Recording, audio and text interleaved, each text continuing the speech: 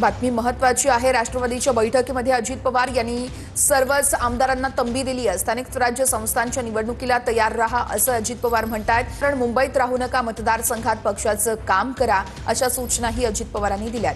पक्षाची ताकद दाखवा, मतदारसंघात फिरा, संपर्क मंत्री नेमले पण दिलेल्या जिल्ह्यात फिरा, पक्षाचं काम करा। 50% संपर्क मंत्री काम करत नाहीयेत असं अजित पवार यांनी म्हटलंय।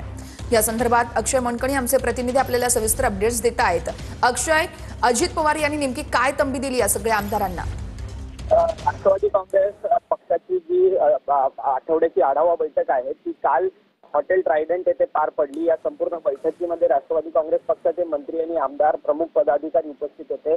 या सगळ्या आमदारांना खरं तर अजित पवारांनी तंबी भरली आहे, कारण की आगामी स्थानिक स्वराज्य संस्थांच्या निवडणुकीसाठी सज्ज व्हा, स्वतःच्या मतदारसंघात फिरा आणि सर्वाधिक लोकप्रतिनिधी आपल्या पक्षाचे निवडून कसे येतील यावरती भर द्या आणि दुसऱ्या कोणत्याही लोकांच्या भरोश्यावरती राहू नका। अर्थात थेट त्यांचं म्हणणं असं होतं की मित्र पक्षांच्या भरोश्यावरती नका राहू, आपली ताकद जी आहे ती आपल्या मतदारसंघात वाढवा आणि त्याचसोबतच जे संपर्क मंत्री काही जिल्ह्यांना दिलेले आहेत ते संपर्क मंत्री काम करत नाही अशी खंत देखील त्यांनी या सगळ्या बैठकीत बोलून दाखवलेली आहे आणि सर्वांनाच स्थानिक स्वराज्य संस्थांच्या निवडणुकीच्या निमित्ताने काम करण्याचे निश्चितच अक्षय, त्यामुळे आता मंत्री आणि सगळेच आमदार कशा पद्धतीने काम करतात बघावं लागेल। तुर्तास धन्यवाद।